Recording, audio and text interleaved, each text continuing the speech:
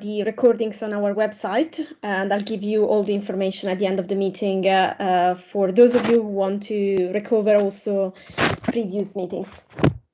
So this is the last meeting of the seminar series on the philosophy of habit.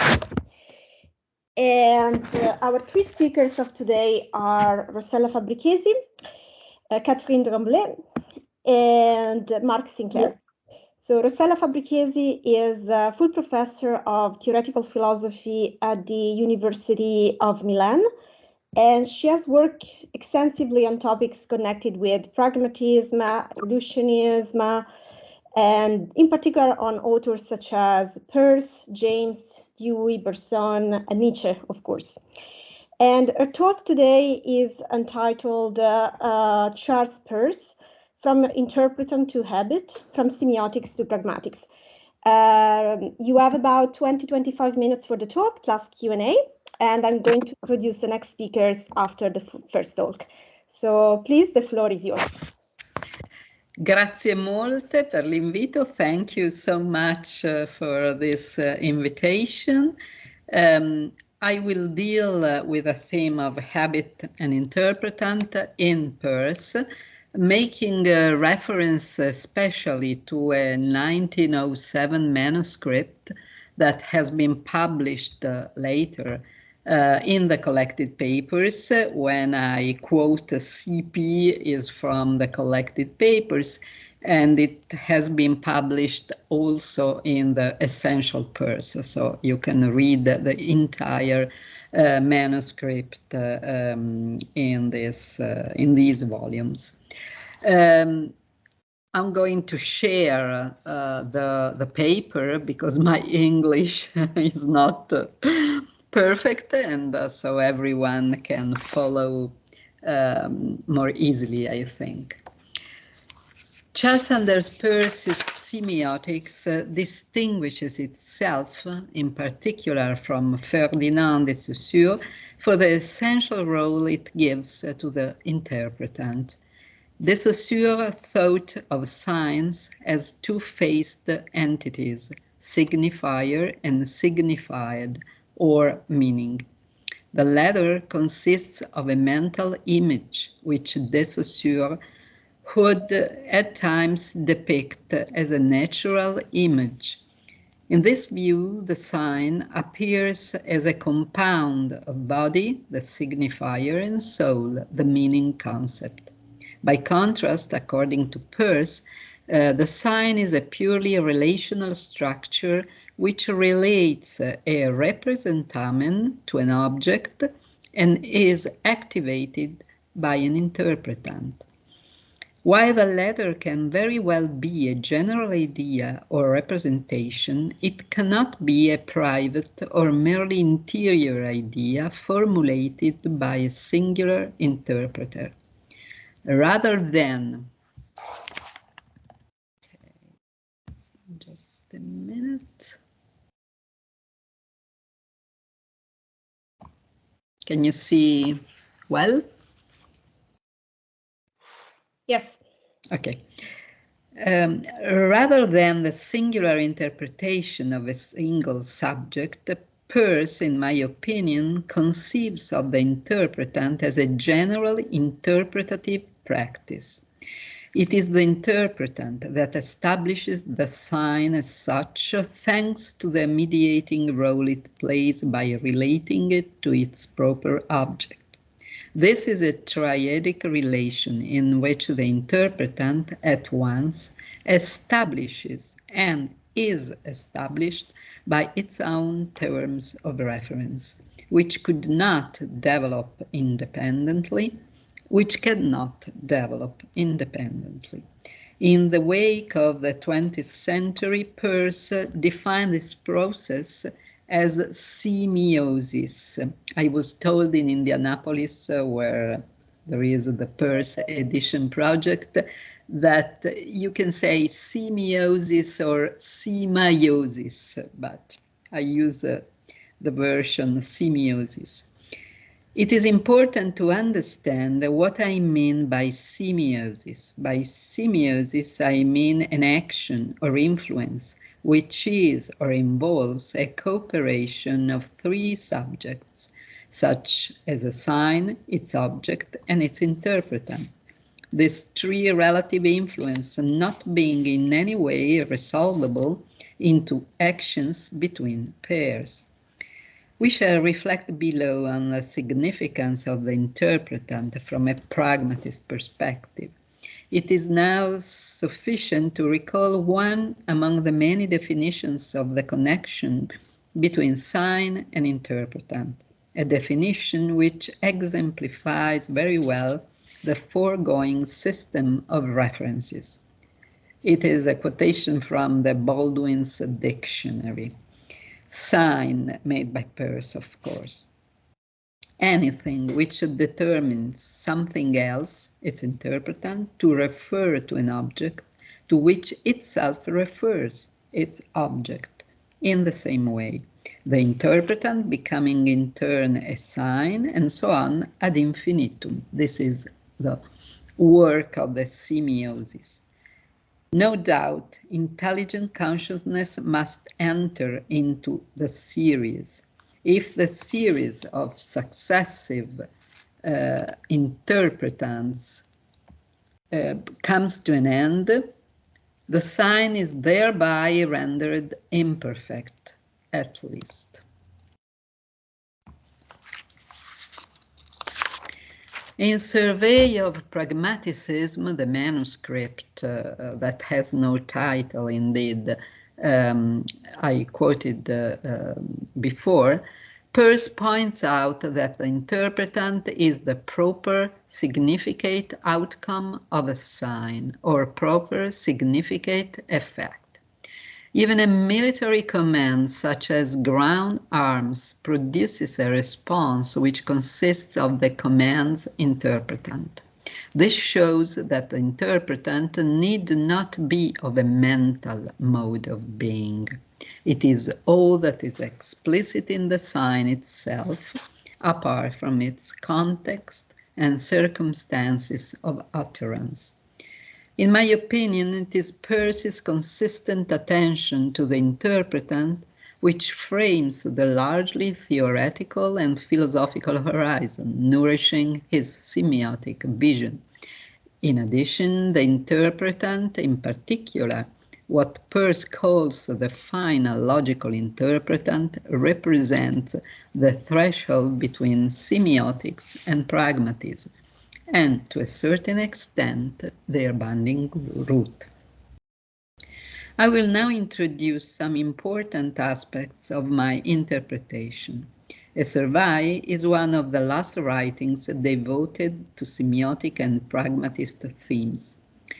Though Peirce was not able to publish it, we have at least 5 different versions. In an important passage of this text, Peirce clarifies that while concepts, assertions, desires, and expectations can function as logical interpretants, only a habit, namely a tendency actually to behave in a similar way under similar circumstances in the future, can function as a final logical interpretant.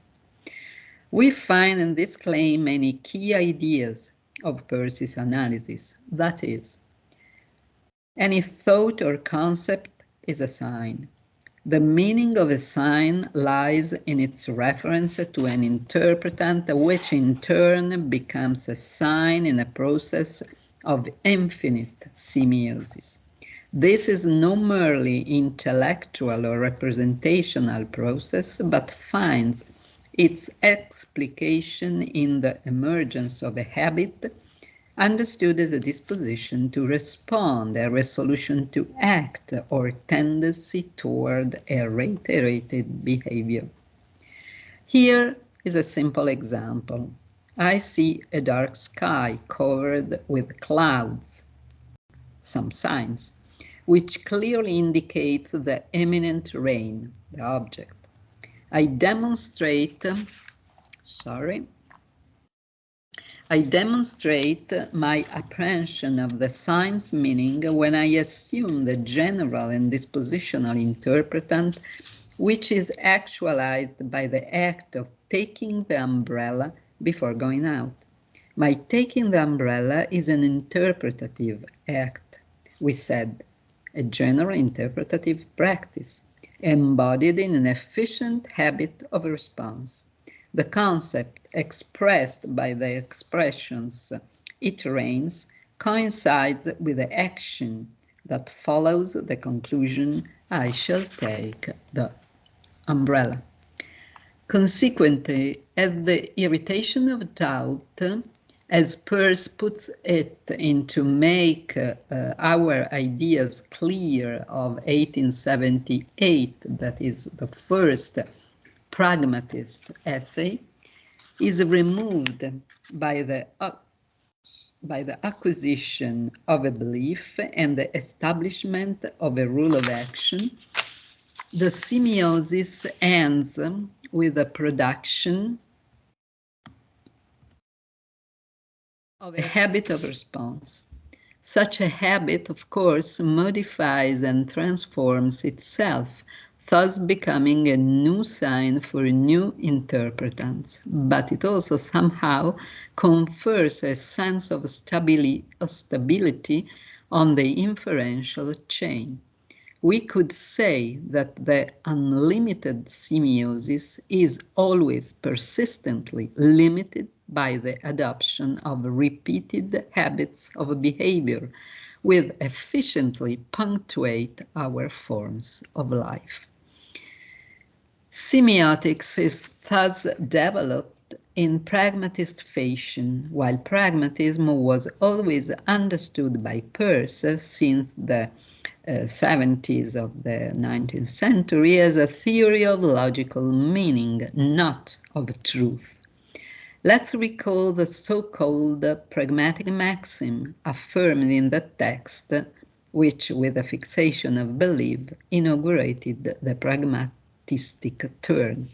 You will feel the convoluted expression of Peirce. This is one of the reasons why he didn't become as famous as James. Consider what effects that might conceivably and have practical bearings we conceive the object of our conception to have. Then our conception of these effects is the whole of our conception of the object. Note how many times the word conceive or conceivable return. Pragmatism in Peirce is not a practicalism. In other words, and perhaps more simply, the whole function of thought is to produce habits of action. To develop its meaning, we have therefore simply to determine what habits it produces, for what a thing means is simply what habits it involves. Now, the identity of a habit depends on how it might lead us to act, not merely under such circumstances as are likely to arise, but under such as might possibly occur. Thus, we come down to what is tangible and conceivably practical as the root of every real distinction of thought, no matter how subtle it may be. And there is no distinction of meaning so fine as to consist in anything but a possible difference of practice. Peirce never changed his mind from the first writings on pragmatism to 1907. In this last essay, taking the distance from William James, Peirce reasserts the general and conditional character of the maxim's reference to practical effects, underlying conceivable practical effects. But it does not disavow the equation of logical significance with its embodiment in habits or conditional general resolutions to act. With Peirce, The notion of a habit is stripped of any psychologistic or, on the other hand, naturalistic infiltrations. Actions are never conceived in the indicative mode, but in the conditional sense. What reveal their meaning are the word acts of habitual behavior. Very interestingly, Peirce adds, and no agglomeration of actual happenings can ever completely fill up the meaning of a would be.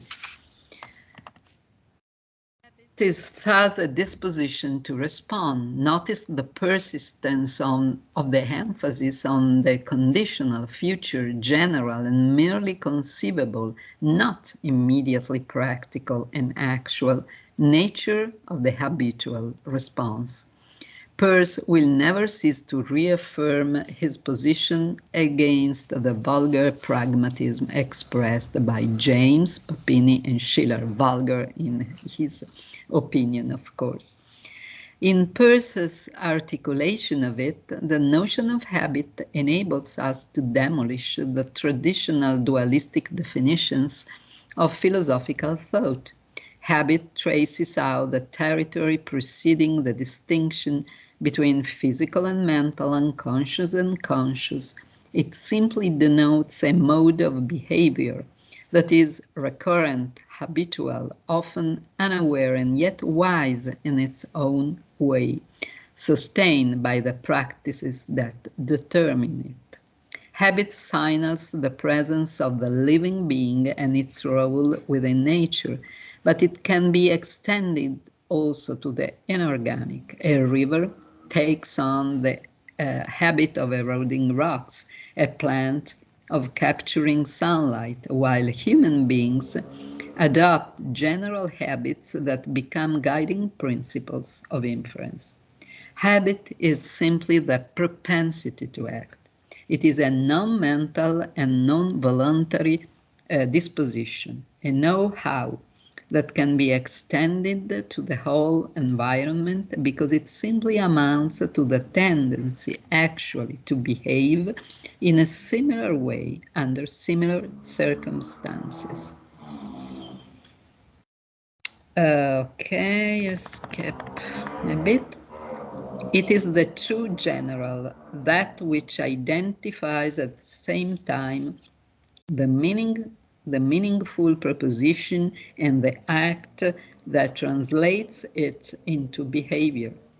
It is evident then that we are here on a ridge where the old sensation intellection, praxis theory, private public dualism teeters before falling. For pragmatists, ideas are fit instruments for achieving a more effective intervention in the world and have value only to the extent that they are incorporated into living practices. The horizon of the mental and representational no longer governs the theory of meanings. Put more simply, interpretation is never an intellectual state. It is a being ready to act in a context of social actions, in a web of practice. I wish now to underline the importance of gesture in a semiotic and pragmatic perspective. The gesture, I would say, as the gestation of any habit.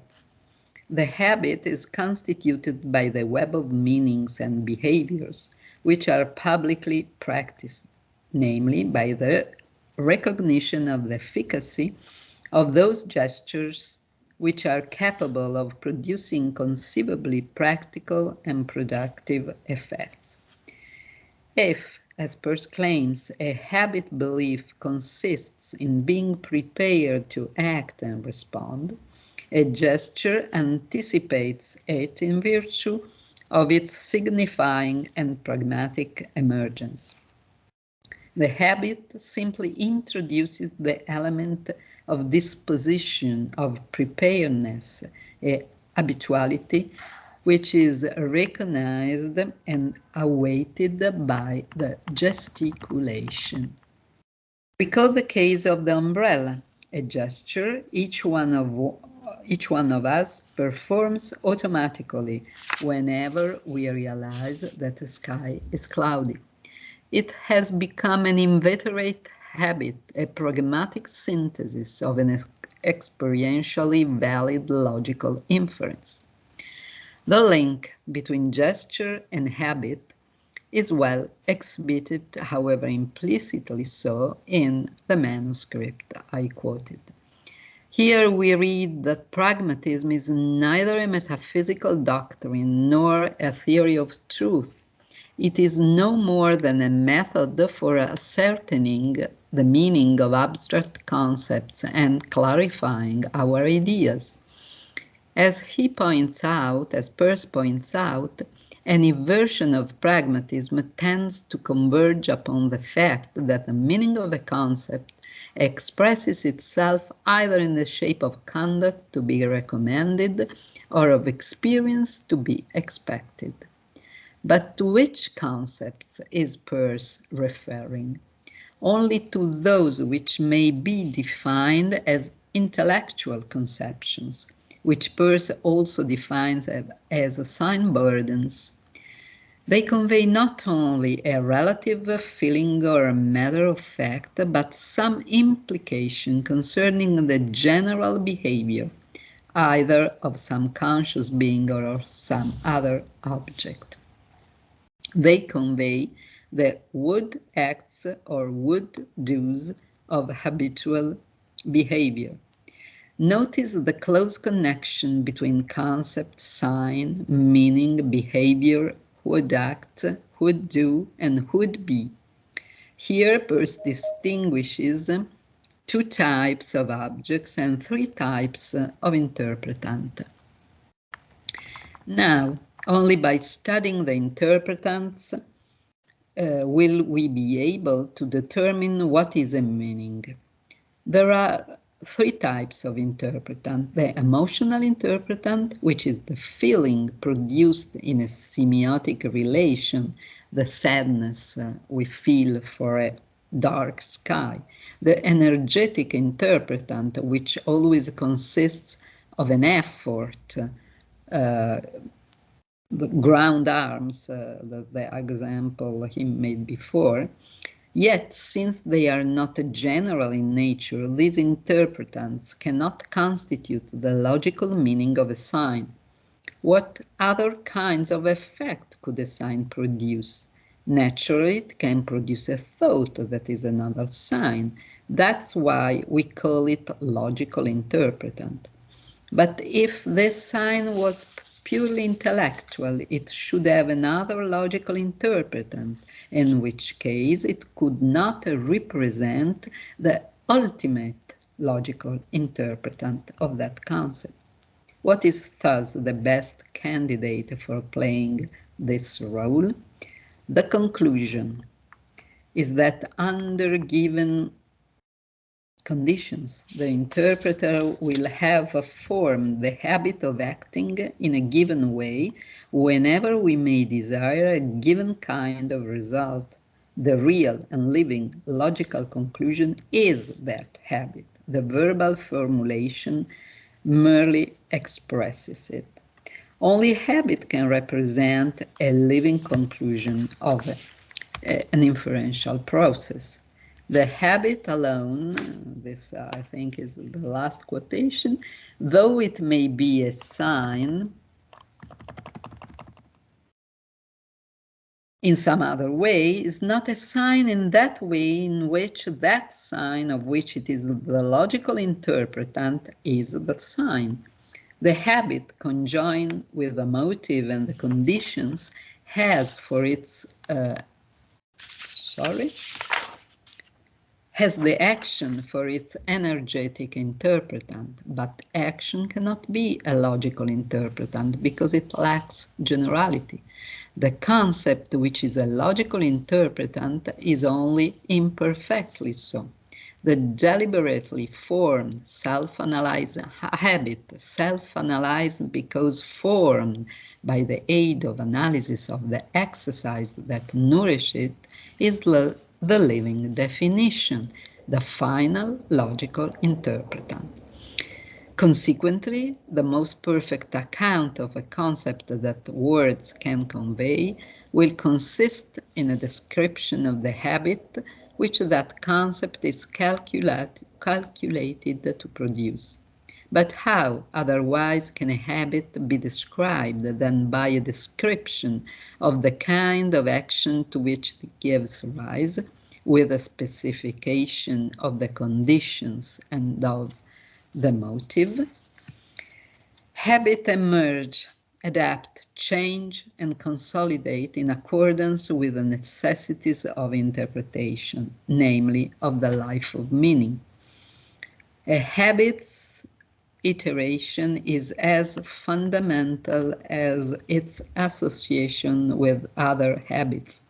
A habit's association is as fundamental as the process of habit change, meaning by habit change a modification of a person's tendency towards actions. Peirce mulls over the analysis of this disposition, which is neither natural nor innate, but, as we could say, transnatural. It leads us toward an ongoing work of formation and transformation of our modes of response to what happens. I skip a part because my time is expiring.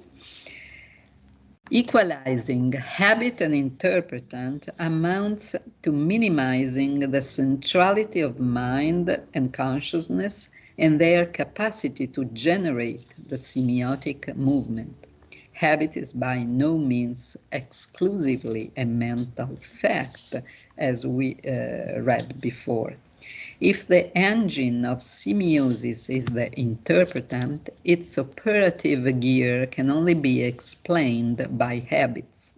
The sign is no mere empirical or purely intellectual tool. By virtue of the interpretant, it refers us to a being ready to do, a complex web of exercises and practices to avail oneself of and be availed by. Philosophy and semiotics in Peirce are bound up by the introduction of general modes of rational conduct, which can be constantly self-controlled. As Peirce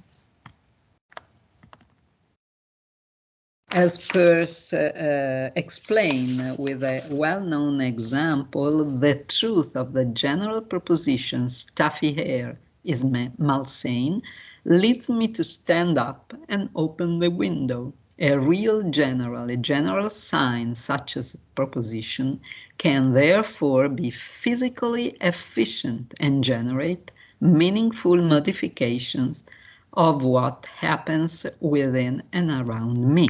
Escape the quotation.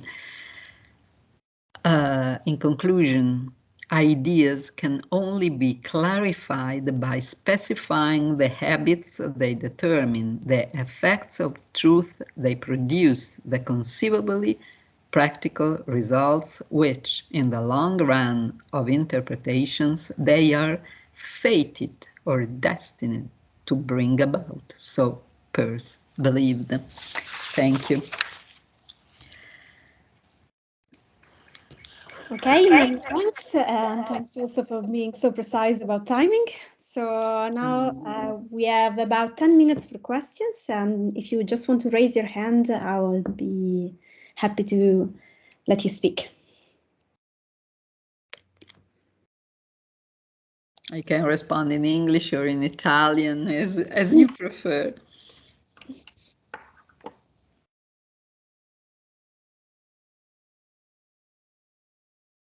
Okay, Mark Sinclair. Thank you so much for a really interesting paper. Sorry, I'm going to speak in English. I would love to be able to speak in Italian, but it's possible. Yeah, I mean, I always struggle with Peirce, and in many ways, I mean, the notion of habit that he's presenting seems straightforward and quite traditional, but what it's doing, I struggle to understand. I mean, it's the semiotics that I don't really understand. Why is it, and what? Without just repeating yourself, try to. I mean, I'm asking for help really here.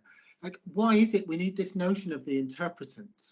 What is it achieving? Like, what's wrong with semiotics such that we need Peirce and we need this notion of the interpretant?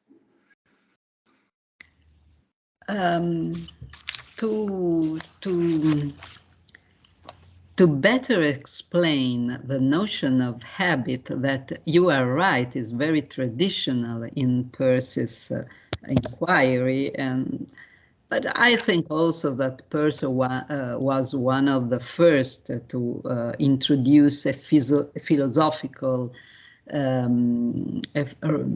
speculation on habit. To explain this notion, Peirce added the reference to interpretant. And I think it is very important to link semiotics and pragmatism, as I said, because the chain of semiosis, the long run of interpretants, is not a pure mental state. I think that this is important in Peirce. The chain of semiosis in every moment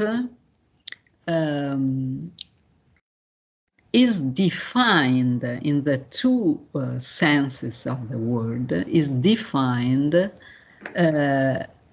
by the ultimate logical interpretant, that is the habit, the way we constantly behave, showing that we have understood the meaning of the signs we recognized and of the chain of signs that are recurrent. So I don't think this is so banal. And in effect, there is no other thinker that has worked on this link between sign and the interpretation of the signs, or better, those who say that the interpretation of the sign is fundamental, usually don't see that the interpretation of the signs has the expression in the habit as the real and true interpretation. The interpretation is not a mental state. This is the important highlight that Peirce chose. I think this is not a banal idea. Brilliant, thank you. Lubomira? Yes, thank you very much for a great talk. I will ask my question also in English, but you're welcome to answer in Italian if you prefer. I was very struck by what you said towards the end, especially the role of habit as the only living conclusion of an inference. And in particular, I was very excited because that reminded me Aristotle's treatment of action when he talks about the practical syllogism, and he tells us that action is what follows with necessity and not a proposition about what to do. So I was wondering whether there was any kind of historical connection, whether Peirce was a reader of Aristotle, and if he wasn't, what do you think about this, as it were, parallel between habit and action being the conclusion? Because especially in your interpretation, habit is really about doing things, changing the world in a particular way. So I was wondering how significant the fact that the one talks about action directly and the other talks about habit instead is. Thank you. Very good question. And I would reply saying that Peirce was an attentive and great, passionate reader of Aristotle. So Simone knows very well this theme. For sure, he brought from Aristotle many themes, and it may be also this link between inference and habit or action. Peirce underlined, however, that thought is action. So action is not something that comes following the inferences or following the thought, but thought is action. We are used not to recognize the straight link between a normal thought, a normal inference, a sign, as Peirce says, and the conceivable action, because action is never immediate in Peirce. Action is the habit, so the conceivable action, my being ready to do, not my immediately do something.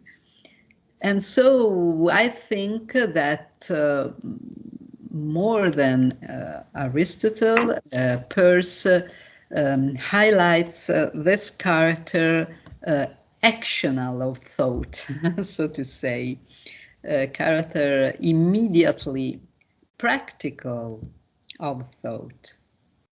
With, we can say that through thoughts we act in the world, and that thought that doesn't facilitate our action in the world is a thought without any value or any power. Thanks very much. Thank you. Okay, if there are no more questions, I would have a quick question myself, if I may.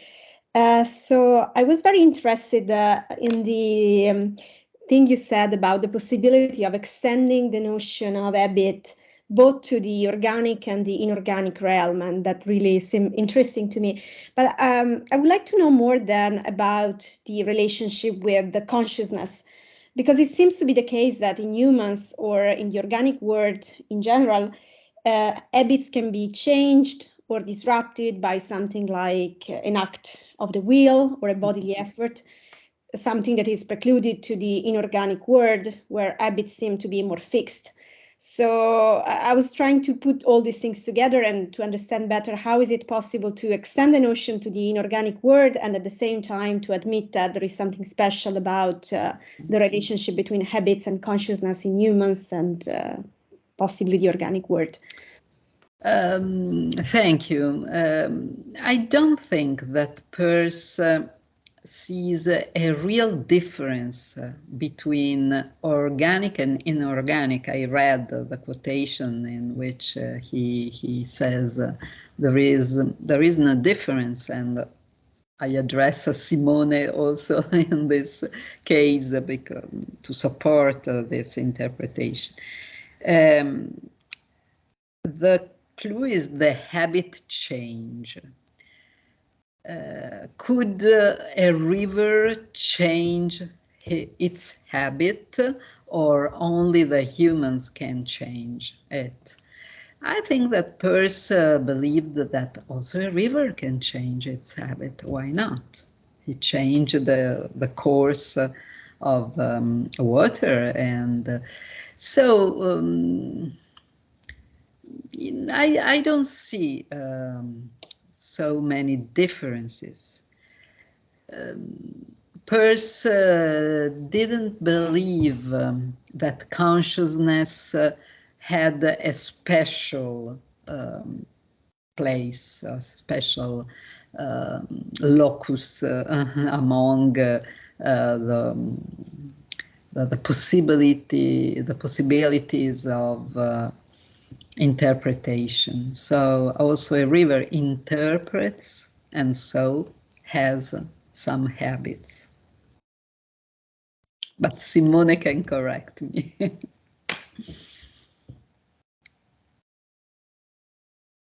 Thank you. Yes. Sorry for my poor English.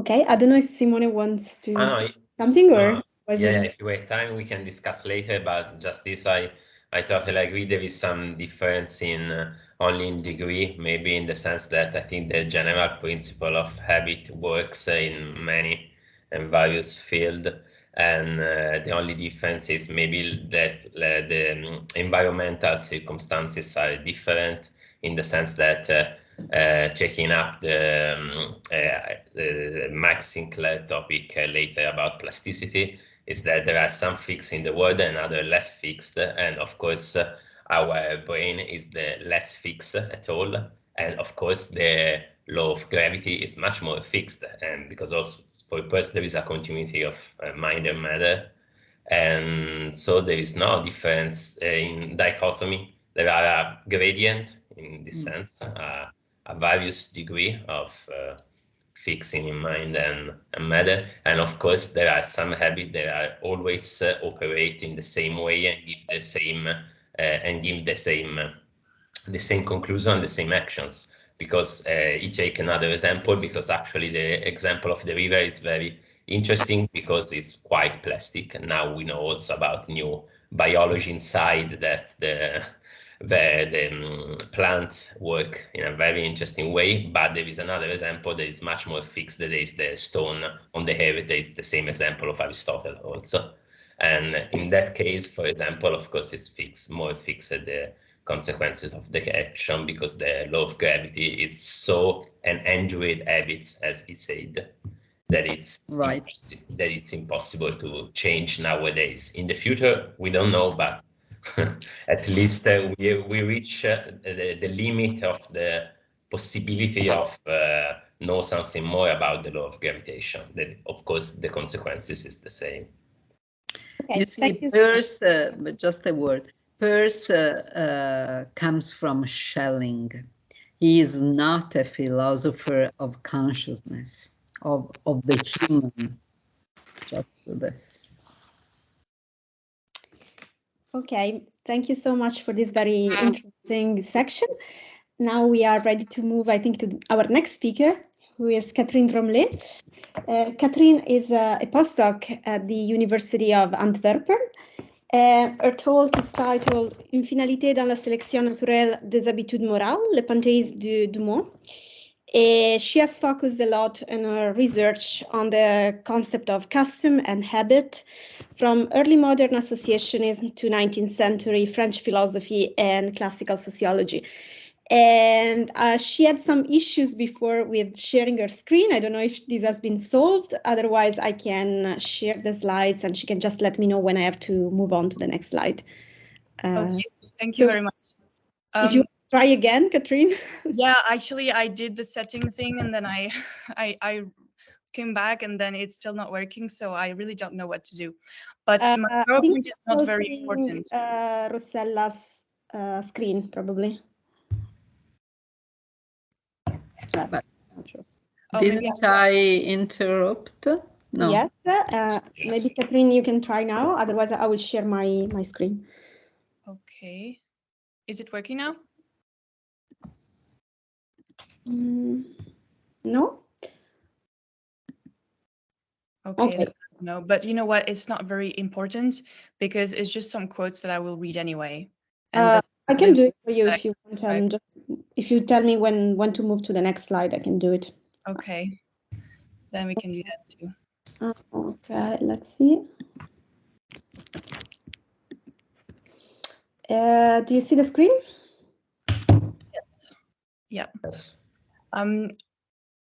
Okay, so I was told that I could give my talk in any language I want, and since I'm writing a paper on Dumont in French, I'm gonna give a paper in French. I hope it's okay. I can always, you know, sum up in English if needed. So, je vais donc parler en français. Donc mon talk porte sur la question de la finalité dans la sélection naturelle des habitudes morales. Léon Dumont, pour ceux qui ne connaissent pas trop, il se distingue de ses contemporains français pour avoir tenté de faire converger à la moitié du 19e siècle, dans son projet de philosophie scientifique, de multiples tendances issues de la science de son époque, de la pensée allemande et britannique et de l'histoire de la philosophie. Son œuvre, basée sur l'observation des faits et suivant une méthode inductive, s'articule autour de la notion de force. Cette notion de force s'inscrit dans une métaphysique panthéiste où la question de la finalité émerge en relation à des considérations sur la morale qui ont échappé à l'attention des commentateurs souvent préoccupés par le déterminisme mécaniste de Dumont. Au travers de ses écrits, Dumont présente une théorie psychologique et sociale des habitudes morales qui fait intervenir diverses doctrines sur les habitudes héréditaires, la sélection naturelle, l'éducation et le progrès de la civilisation. Je suis désolée pour les cloches, je suis actuellement en Suisse, dans un canton catholique. Parmi les tensions qui se dégagent de sa philosophie scientifique, entre force et mécanisme, instinct et raison, humanité universelle et conflits sociaux, il est difficile d'ignorer la tension qui émerge dans son exposé sur les habitudes morales entre, d'une part, le hasard de la sélection naturelle des habitudes et, d'autre part, la finalité de la morale. Je propose d'examiner cette dissonance à la lumière du panthéisme métaphysique sous-jacent à la pensée de Dumont et qui permet de relativiser les tensions par ailleurs présentes dans sa philosophie scientifique. Par égard pour celles et ceux qui ne sont pas très familiers avec la pensée de Dumont, je vais commencer par présenter brièvement son projet philosophique en relation avec le contexte intellectuel et social de l'époque. Quand on considère toute l'œuvre de Dumont, majoritairement publiée dans les années 60 et 70 du XIXe siècle, on s'aperçoit qu'il s'agit d'un penseur très cultivé, très au courant des découvertes de son époque, et dont le bagage intellectuel comprend de nombreuses influences allemandes et anglaises, entre guillemets, mais surtout en réalité écossaises. On voit aussi qu'il est préoccupé par les circonstances économiques et politiques de la France à cette époque. Il s'inquiète notamment de l'instabilité du gouvernement depuis la Révolution de 1948 et par la manière dont, selon lui, les montées du socialisme ont affaibli la force nationale de la France. Dumont publie donc en plein dans les années où la Prusse gagne en pouvoir militaire et finit par gagner en 1870 la bataille de Sedan contre la France, qui doit continuer à se reconstruire une identité nationale. Dumont ne peut s'empêcher d'admirer le développement de la civilité en Angleterre, où la science peut si naturellement se développer. Il déplore que la France ne s'en inspire pas davantage, et en particulier qu'elle ne daigne pas s'intéresser à la théorie darwinienne de la sélection naturelle, à laquelle Dumont souscrit entièrement. Dumont développe un projet transdisciplinaire visant à intégrer de manière critique différentes théories scientifiques de son époque, de l'esthétique à la science économique en passant par la neurophysiologie, la critique d'art, l'anthropologie, la biologie et la métaphysique. Il vise à fournir une image unifiée de la science en continuité avec le projet d'Auguste Comte. Mais la philosophie scientifique de Dumont est en réalité une philosophie positive qui tolère les hypothèses, contrairement à Comte, pour qui les hypothèses caractérisent un stade de la science qu'il s'agit de dépasser au plus vite. Pour Dumont, les hypothèses représentent la vie de la pensée et la promesse du progrès futur. L'homme est instinctivement porté à penser, à donner du sens au monde qui l'entoure et à déterminer la place qu'il y occupe. À défaut d'avoir de tout cela une connaissance préalable, l'homme est ainsi naturellement porté à émettre des hypothèses sans lesquelles la science serait incapable d'avancer. Donc on est sur la bonne slide. Dans la philosophie scientifique de... Non, pardon. It was the right slide.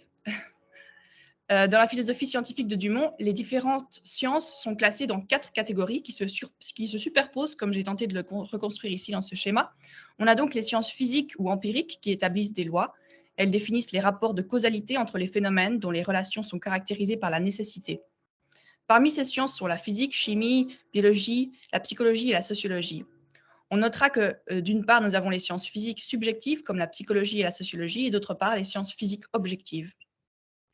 Ensuite, nous avons les sciences métaphysiques ou spéculatives, qui définissent les caractères universels de l'existence. Elles déterminent les rapports des phénomènes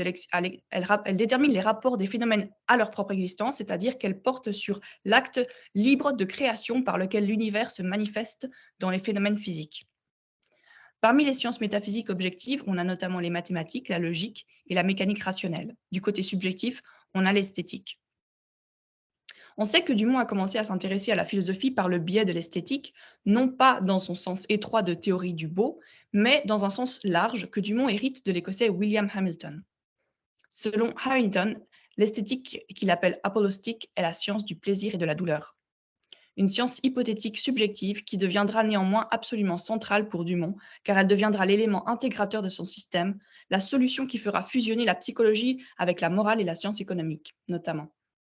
C'est uniquement sous condition d'utilité que Dumont recourt aux hypothèses sur lesquelles se construit son esthétique et sa psychologie, qu'il rassemble sous le nom plus général de science de la sensibilité. Pour garantir la clarté de mon exposé concernant la question de la sélection naturelle des habitudes morales, je vais maintenant brièvement présenter la science de la sensibilité ainsi que ses enjeux. Selon Dumont, le but de la philosophie scientifique est de lutter contre le scepticisme comme position ultime ou comme conclusion philosophique. En esthétique et en psychologie, il y a un aspect relatif que les sceptiques brandissent le plus souvent pour décrédibiliser toute théorie et en conclure l'impossibilité de déterminer les tenants et aboutissants de nos états cognitifs et affectifs. Mais il y a pour Dumont un aspect absolu, propre aux sciences métaphysiques, et c'est ce qu'il a tenté de dégager de ses réflexions sur le sentiment. En objectifiant ou en réifiant le sentiment, Dumont va utiliser ce concept comme ontologie primitive, commune aux différentes théories scientifiques, et par là établir des ponts entre ces disciplines. On peut changer de slide. Je cite, « Les sceptiques ont habilement mêlé la relativité des connaissances à la relativité des sentiments, de manière à en arriver à cette conclusion qu'aucune science n'est possible parce qu'aucun fait n'a de constance ni de fixité. Mais lorsqu'on va au fond des choses, on est conduit à reconnaître que cette relativité n'existe que dans le rapport du sentiment avec les phénomènes dont il accompagne la production, tandis qu'en lui-même, il présente un caractère absolument invariable. Il y a un sentiment de plaisir toutes les fois qu'il y a une augmentation de force dans la sphère de la conscience. Il y a au contraire un sentiment de peine toutes les fois qu'il y a en dernière analyse une diminution de force. » Fin de la citation. L'ontologie primitive de l'esthétique est le sentiment, c'est-à-dire la conscience des variations de force. L'aspect de cette ontologie que l'esthétique partage avec les autres sciences sont la conscience et la force. La conscience, typiquement dans les sciences subjectives, et la force, tout particulièrement dans les sciences objectives. La contrepartie physique de l'esthétique est la psychologie, qui porte simplement sur la relation entre le sentiment et l'augmentation ou diminution de force. Elle contient toutes les explications généalogiques de l'expression des émotions et de l'interprétation sociale des différents types de plaisir et de douleur.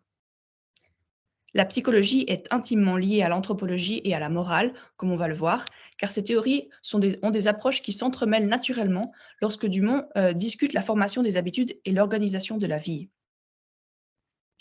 Le plaisir se définit comme la conscience d'une augmentation de force, et la douleur est la conscience d'une diminution de force. Or, il y a dans la nature un instinct qui nous pousse à rechercher le plaisir, qui ne peut avoir lieu que grâce à une transformation de la force. Cette volonté est le moteur de l'action et elle s'accompagne du sentiment qui oriente la volonté vers une appropriation de la force universelle. Cette appropriation permet d'augmenter la force de l'individu humain ou de la société ou de l'espèce, et lorsqu'elle représente une entreprise récurrente, cette appropriation faculté ou une organisation de la société en institution. On pourra noter les homologies présentes entre la psychologie et la sociologie. Parce que l'individu et l'espèce se rapportent de la même façon à la force et sont mus par le même instinct qui leur fait préférer l'augmentation de force, Il est possible de parler d'habitude et d'organisation aussi bien chez l'individu que dans la collectivité. On a reproché à Dumont d'employer la notion de force à l'extérieur du domaine de la physique. Il est clair que l'acception du terme possède des connotations psychologiques et sociales non quantifiables. Mais cet usage élargi de la notion de force s'explique par son concept correspondant, qui est celui de la conscience. Citation suivante. Une faculté qui se manifeste est une force. Et comme rien ne se fait de rien, une force nouvelle ne pourrait être que la transformation d'autres forces. Or, il n'a jamais été constaté que, dans les cas où l'on suppose l'adjonction de la conscience à l'intelligence ou à la sensibilité, il y ait une force qui disparaisse pour produire un certain quantum de conscience. La conscience n'a point d'équivalent mécanique ou thermodynamique. Elle est le fond des phénomènes. C'est le mouvement lui-même sous sa face subjective. Et la matière n'est que l'apparence extérieure sous laquelle une conscience se présente objectivement aux autres consciences. Fin de la citation. Je vais maintenant passer à la deuxième partie de mon exposé qui porte sur les phénomènes d'habitude et d'organisation. Ces phénomènes, nous dit Dumont, ne relèvent pas de l'esthétique mais plutôt de la psychologie. On peut identifier différentes influences dans la théorie de l'habitude que propose Dumont. L'associationnisme, qui peut lui être parvenu aussi à travers les idéologues français, mais qui est plus proprement britannique, et la notion de moi, déjà amplement adoptée en Europe. À cela s'ajoutent notamment les théories de l'hérédité et de la sélection naturelle, qui, en parallèle aux découvertes d'ethnographie et d'anthropologie, commencent tout juste à faire foi en France. On mentionnera aussi la double loi de l'habitude posée par Butler, reprise par Biran et Ravesson, et à laquelle Dumont souscrit sans réserve. Inspiré de Darwin, Dumont fait valoir que les habitudes sont le résultat d'adaptation. Elles proviennent des actions visant à rétablir l'équilibre entre un organisme et son environnement, afin de favoriser la survie de l'organisme. Si ce dernier contracte des habitudes inadéquates et ne survit pas assez longtemps pour se reproduire, alors cet organisme élimine la possibilité de transmettre les habitudes qu'il a acquises. D'une part, l'habitude diminue la difficulté que représente le nouveau geste nécessaire à la survie, et donc elle réduit l'inconvénient, l'effort ou la douleur. En outre, l'accomplissement du mouvement qui dépend de la volonté, laquelle est également déterminée par l'habitude, s'accompagne d'un certain plaisir dû au simple fait qu'il s'agisse d'un mouvement, et donc du passage d'un état de sensation déterminé à un état de sensation plus intense. Mais d'autre part, l'habitude réduit le plaisir qui accompagne le mouvement du corps ou de l'esprit, de telle façon que, s'il n'y a plus aucune variation dans la répétition, ce plaisir peut se transformer en peine ou en douleur. L'habitude génère donc aussi bien qu'elle supprime la sensation. Le rapport entre habitude et plaisir permet à Dumont d'établir un lien avec d'autres notions, comme celle d'utilité et de faculté. Selon Dumont, l'évolution des sentiments est intimement corrélée aux métamorphoses du plaisir. Dans son article sur le plaisir, l'auteur analyse le plaisir et la douleur en les rapportant aussi bien aux sentiments qu'à l'activité conceptuelle de l'être humain, car ces facultés ont toutes deux un impact direct sur les désirs ou les besoins et sur la volonté. Et de fait, ce qui plaît à l'enfant devient normal pour l'adulte. Chez l'adulte, on assiste à une orientation des sentiments qui s'opère dans l'intellect et à un raffinement des plaisirs qui conduit, grâce à l'habitude et à la diminution du nombre de sensations nouvelles, à un besoin de conserver les plaisirs connus afin d'éviter la douleur provoquée par leur manque. Dumont attribue à l'habitude un double rôle au niveau des phénomènes de sensation et de conception.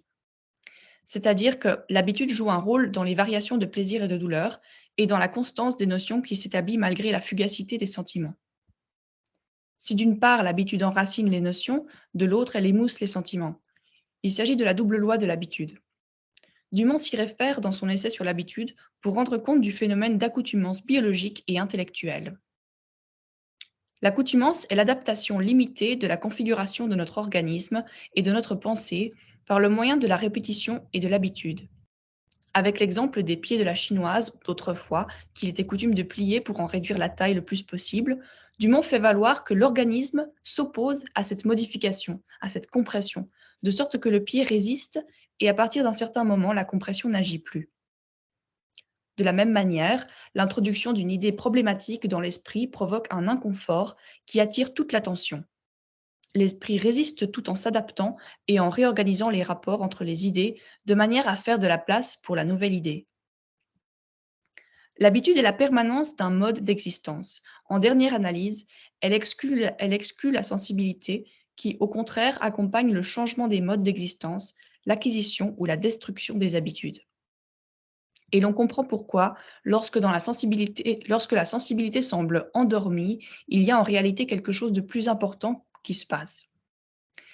La recherche du plaisir, qui avait initialement orienté l'adaptation ou l'acquisition de l'habitude, génère le risque de se transformer en douleur si l'habitude cesse, car l'habitude consiste en une réorganisation des éléments physiques, mentaux ou sociaux. Au niveau organique, les perceptions qui se répètent renforcent l'habitude. Les perceptions répétées modèlent l'organe de sensation où l'habitude matérialise sa force. Par conséquent, aussitôt que la perception passe inaperçue, l'habitude a déjà réorganisé la matière de l'organe. Et donc, si l'habitude est détruite, cette destruction met en péril l'organe même. L'habitude permet ainsi à Dumont d'expliquer l'inconscient qui est responsable d'une grande partie de nos choix et de nos jugements. En citant un auteur français oublié, Cardaillac, Dumont écrit ceci. On peut passer à la citation suivante. Quant aux pensées qui échappent à l'attention, quoiqu'elles ne soient ni perçues ni senties, elles n'en sont pas moins présentes à l'esprit pour y jouer un rôle très important comme motif de détermination. Et l'influence qu'elles exercent à ce titre devient d'autant plus puissante qu'elles en sont mieux déguisées par l'habitude. Il est clair que pour Dumont, les habitudes morales et les habitudes physiologiques chez l'être humain s'expliquent de la même manière. La superposition du physique et du moral est un aspect qui attire à Dumont quelques critiques, notamment parce que les lois qui déterminent les phénomènes biologiques sont caractérisées par la nécessité, alors qu'en morale, il faut que l'agent puisse agir librement, sans quoi il n'a aucun mérite. Mais le choix de Dumont de dériver le moral du physique s'explique en partie par un aspect sous-jacent de sa pensée et qui relève de son penchant politique. Dumont déplore l'état intellectuel de la France, qui semble incapable de faire de la science ou de s'intéresser à ceux qui en font, comme les Allemands ou les Anglais. Il considère que la force nationale a beaucoup diminué au cours des décennies qui le précèdent et il y a certains changements institutionnels qu'il souhaiterait introduire en France. Par exemple, il pense qu'il faudrait lutter contre le scepticisme en instaurant l'esprit scientifique dans l'enseignement de la philosophie. Il pense aussi que les femmes devraient avoir la même éducation intellectuelle que les hommes. Enfin, il pense que le gouvernement devrait s'occuper uniquement de décisions politiques au lieu de se mêler de la gestion du marché. Dans son article de 1872 sur la civilisation comme force accumulée, il fait valoir que le progrès de la France doit se faire simultanément sur deux plans. Le progrès technologique, visant à accroître la richesse et la force armée, et le progrès des mœurs, visant à perfectionner l'être humain, c'est-à-dire à adapter ses facultés physiques et intellectuelles. Dernière citation. La sélection naturelle est la véritable sanction morale. Les races corrompues qui sont entièrement vouées au plaisir sont un jour ou l'autre supplantées dans la lutte pour l'existence par celles dont les mœurs tendent au contraire à l'accroissement de la richesse, de l'intelligence, de la population et de la force nationale. On voit que Dumont adapte la théorie de la sélection naturelle aux faits sociaux et plaide par ce moyen en faveur de la société industrielle, de la conquête de la nature et du savoir, et du règne de l'humanité homogène sur l'ensemble de l'univers. Contrairement à Darwin, pour qui la sélection naturelle du plus adapté s'effectue justement selon un critère d'adaptation qui dépend entièrement des circonstances contingentes du rapport entre l'organisme et l'environnement, Dumont part du principe que l'adaptation est synonyme de concurrence et que l'être humain a intérêt à tout mettre en œuvre pour annexer le plus de peuples et de territoires possible. Tout ce qui échappe à la transformation humaine de la force retourne simplement à l'univers en attendant d'être réabsorbé par la suite dans des entreprises humaines dominantes. Les nations rivalisent ainsi les unes avec les autres, mais ce n'est que l'effet d'un instinct commun établi par la divinité qui amène l'espèce humaine à se dépasser elle-même et à investir toute sa force transformatrice dans la conquête de la nature et de la connaissance. J'ai fini mon exposé.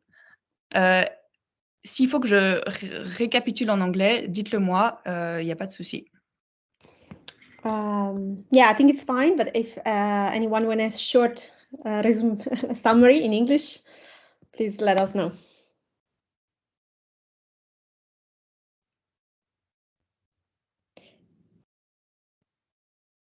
Otherwise, time for questions.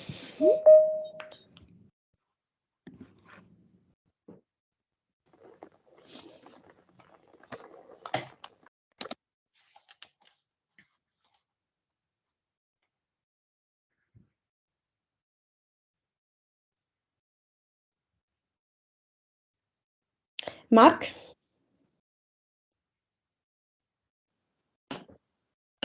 Bonjour Catherine, merci pour ton exposé, fort intéressant. Ça m'a rappelé à plusieurs moments de votre exposé, ça m'a rappelé Spinoza en fait, de toute la question de la force et de l'intensification de la force, ça c'est le plaisir, la diminution de la force. C'est ça, la douleur. C'est évident dans les textes du monde qu'il est spinoziste, ou c'est un peu, comment dire, supprimé quoi, cette référence. Alors, j'étais justement curieuse parce qu'en lisant ces textes, il y avait des phrases. Ah pardon, je m'entends. Il y a un écho. J'espère que vous m'entendez. Merci pour votre remarque. Alors oui, donc il y a clairement des échos spinoziens dans le texte du Mont et un article de Henri Martin où il dit explicitement qu'il y a justement un panthéisme spinoziste dans l'œuvre de Dumont. À d'autres égards, il rappelle aussi Leibniz, donc cette idée d'annexer l'univers à une force commune qui serait en fait la meilleure force possible. Donc et toute la question des petites perceptions aussi, c'est un thème leibnizien. Oui. Ouais. Effectivement. Ok, merci. Merci pour la question.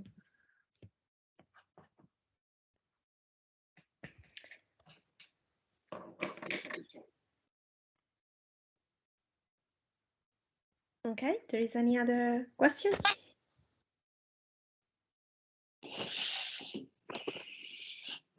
If I'm going to talk, can I just go and get a glass of water? I'll be 30 seconds. Sofia, io avrei una domanda, ma non riesco a mettere la mano. Ok, Marco. Grazie. Merci Catherine pour ton exposé. J'ai deux questions. La première, c'est en relation à la fin de ton exposé, dans l'article de Dumont que tu as réédité en français, vers la fin, il y a l'exemple que Dumont fait sur la situation de la France contemporaine, relativement à la majorité de la population qui suit comme un déclin, comme dans une perspective évolutionniste. Et il y a comme une minorité qui serait la coutume ou l'habitude qui est comme dans une maladie, c'est le pharmacon, c'est la solution, mais puisque la majorité suit cette voie, c'est impossible d'interrompre ce déclin. Mais il y a une solution pour Dumont, selon toi, que tu as lu tous les autres textes, etc. Et ça, c'est la première question. La seconde, c'est si tu peux nous dire quelque chose sur le rapport entre habitude et répétition, parce que Dumont suit, je crois, le moins sur la question du premier acte ou cette question qui a un rapport avec Aristote, dans l'Aristote du traité de la mémoire de la reconnaissance. Merci. Merci Marco pour tes questions. Peut-être que je vais commencer avec la seconde question sur le rapport entre habitude et répétition. Alors clairement, Dumont suit le moine. Donc il y a l'idée que certains mouvements créent une habitude à partir du premier geste, et alors que dans d'autres cas, il faut une répétition pour que le geste se crée. Alors pour Dumont, il y a en fait 3 principes d'action. Il y a d'une part la recherche du plaisir, il y a d'autre part, enfin, premièrement la recherche du plaisir, ensuite l'intérêt personnel ou l'intérêt de la communauté, donc c'est une espèce d'utilitarisme, et troisièmement, l'instinct. Maintenant, l'instinct peut être en conflit avec l'intérêt, il peut être en conflit avec la recherche du plaisir, donc c'est ces 3 motifs d'action qui ne sont pas toujours de concert. Je je pense qu'on peut dire que chez Dumont, lorsque le geste crée une habitude, c'est qu'il a quelque chose à voir avec l'instinct ou une espèce d'habitude héréditaire qui était en fait déjà là et qu'à partir de la première action, en fait, l'habitude se crée. Je pense que c'est une explication qui fonctionne avec la pensée. Après, j'ai pas de citation sous la main, mais je peux essayer de les trouver. Est-ce que je sais pas si ça répond à la première question? Oui, merci. D'accord. Merci. Pour ce qui est de la solution, je pense que Dumont était plus optimiste au début de ses écrits. Par exemple, il a son texte sur la morale de Montaigne, qui, il me semble, est la fin des années 60 et dans laquelle, il est très optimiste, en fait, parce qu'il pense que la science, en fait, il a une espèce d'enthousiasme philosophique, qui le pousse à penser hem que voilà, que grâce à la morale chrétienne qui nous permet aussi d'être industrieux en sciences, qu'on va pouvoir sacrifier le présent pour l'avenir et que l'humanité sera connectée à travers les générations et qu'en fait on avance tous ensemble vers une espèce d'utopie, une utopie métaphysique, parce qu'en fait l'accomplissement du monde pour Dumont, ce serait une intellectualisation de la nature. Donc ce serait d'épuiser toute l'expérience possible, d'avoir une théorie scientifique définitive qui, en fait, épuiser toutes les expériences possibles. C'est assez terrible à lire parce qu'en fait, ça veut dire que c'est aussi la mort de la pensée, parce que c'est aussi la mort des hypothèses, c'est la philosophie définitive. Mais oui, il y avait aussi à cela... j'avais quelque chose que je voulais dire, mais bon, bref, c'est quelque chose sur lequel il ne revient pas trop par la suite, parce qu'il semble beaucoup plus déplorer la situation politique, aussi la situation de la France par rapport aux autres pays d'Europe. Et j'ai pas l'impression. Mais tu penses qu'il y a comment on peut dire, une influence autobiographique sur cette chose, par rapport, par exemple, au fait qu'il n'est pas réussi à entrer dans l'académie, dans l'université, tout ça? C'est une bonne piste d'enquête parce qu'il n'y a pas beaucoup de traces de ça. Il est quasiment pas autobiographique. Parce que je pense que dans l'article que tu as réédité, le final est autobiographique. C'est lui qui est la minorité intellectuelle qui a la solution pour la France, et le spiritualisme qui est gagnant ne voit pas, n'accepte pas que la solution c'est du côté du matérialisme. Mais c'est mon interprétation, je ne sais pas si c'est une bonne interprétation. C'est intéressant. En fait, alors, je suis d'accord avec ça. Je trouve que souvent Dumont se dépeint comme un peu les rares personnes où il se met du côté des gentils qui sont très peu. Et ce que je dirais en tout cas, c'est que dans la théorie scientifique de la sensibilité, le dernier chapitre porte sur la production volontaire de plaisir.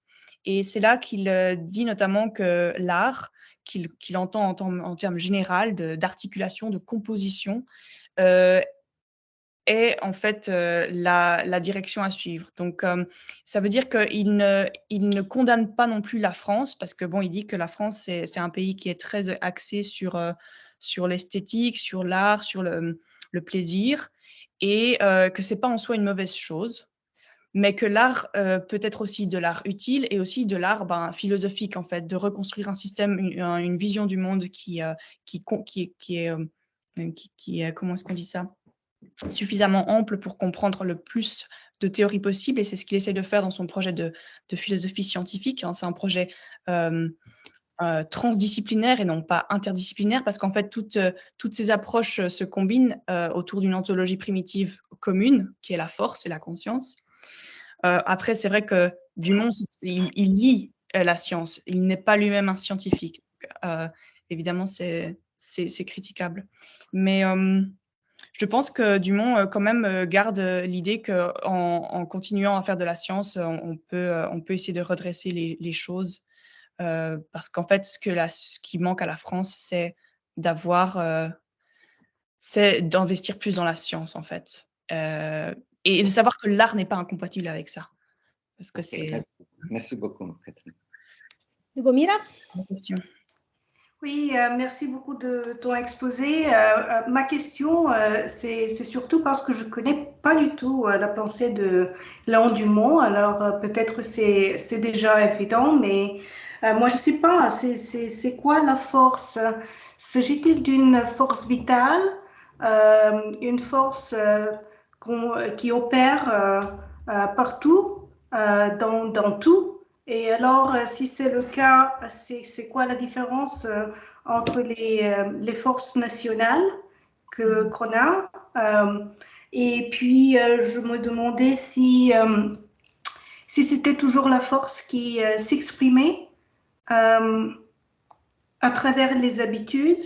Et si c'est le cas, comment distinguer entre les habitudes qui vont augmenter la force et les habitudes qui vont la diminuer? Merci, c'est une très bonne question.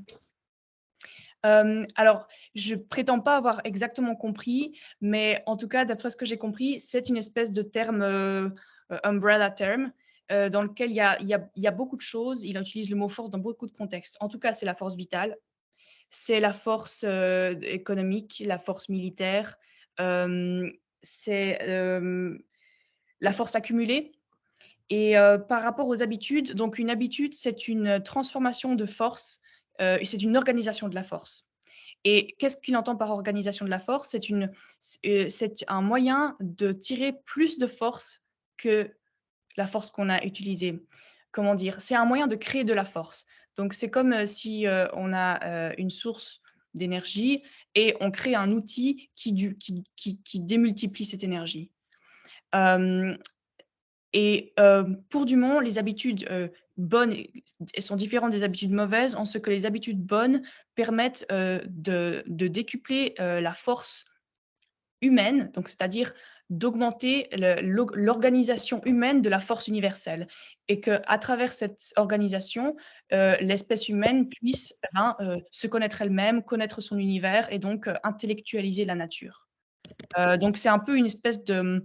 Une habitude bonne est une habitude qui permet à la force de passer de l'énergie matérielle ou de l'énergie vitale matérielle à une énergie intellectuelle. J'espère que c'est suffisamment clair. C'est un peu compliqué à expliquer. Oui, je comprends maintenant beaucoup mieux. Merci Catherine. Merci pour votre question. Okay, many thanks, Catherine, and many thanks to all of you for your great questions. Mark, I don't know if that's an old hand or if you have a new question. It's lower hand, but I've just lowered my hand. Okay. I think we are ready for our third speaker, who is actually Mark Sinclair. Mark is a reader at the University of Roehampton and is an expert on post-Kantian European philosophy, which he combines with contemporary metaphysics and philosophy of mind. And his talk is entitled Tendency versus Plasticity in Habit. I believe he has slides as well, so... I did have slides. I'm going to be really annoying, and I had a technical problem. I realised I was on Teams online rather than Teams via the app when I first. So you couldn't see me. That's why you couldn't see me, because I was online. Now I've got the app. When I press Open Share Tray, it's not giving me anything. It's not giving me any options. So do you want to try? So you have a red button on the top right of your screen saying something like leave or abandon the conversation. Hang up. I've got hang up. Next to that, there is a small arrow. Can you see the where? arrow? Next to the leave button.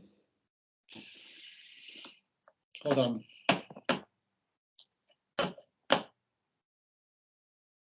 Oh yeah. I just saw it. Okay, if you click on the arrow, then it gives you the option to share one of your screens. Hold on.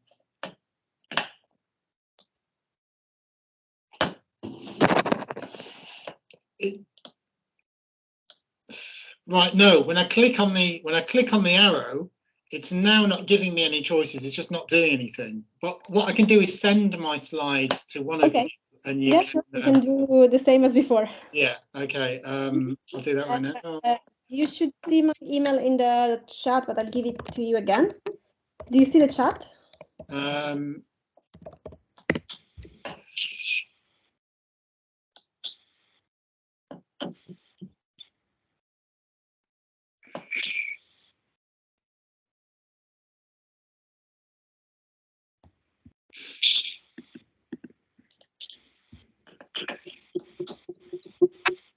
Okay, I've just sent it now to you.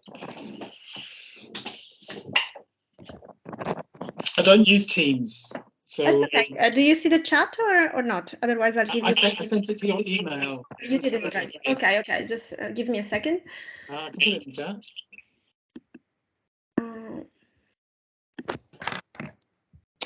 Okay, I still didn't get it. It's the email which you last wrote to me on with last.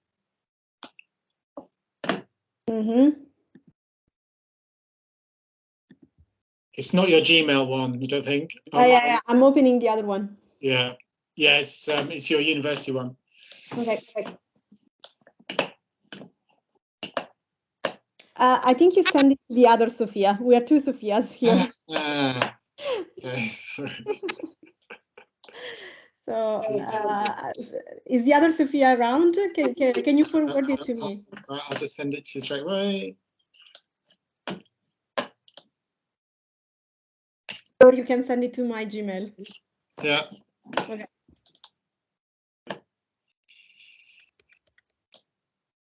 Sorry, too many Sophias. Okay, it's gone. There are not many slides, so I won't be troubling. Okay, got it.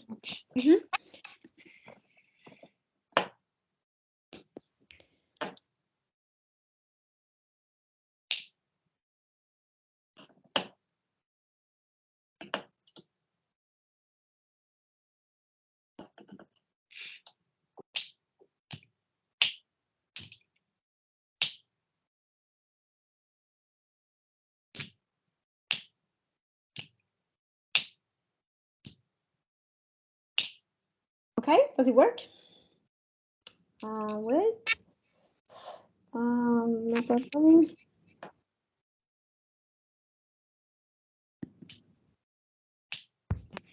Yeah?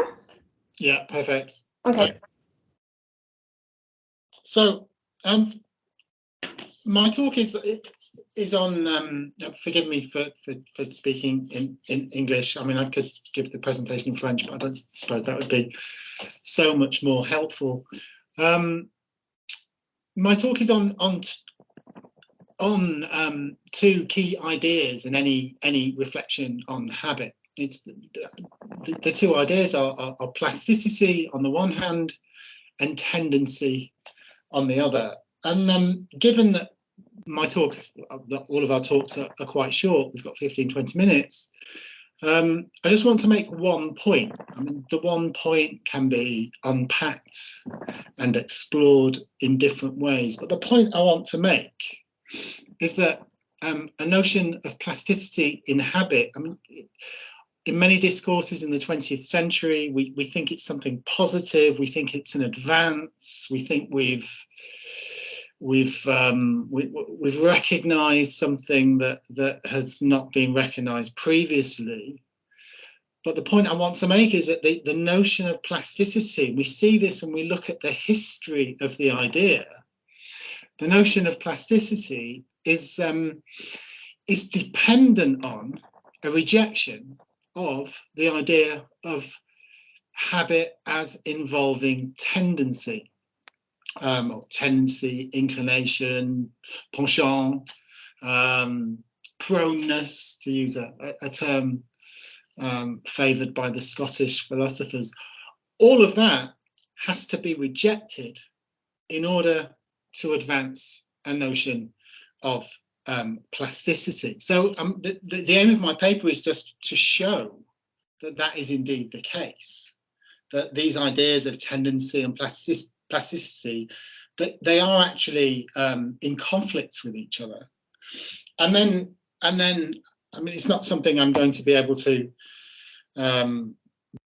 do too much about in this talk, but I want to say something at least about why we should try to maintain and retrieve a notion of tendency against any notion of plasticity. There's something more radical and more essential and more and less conservative, but we'll come back to this idea of conservativeness, the conservativeness of the idea of plasticity. There's something less conservative in the notion of tendency.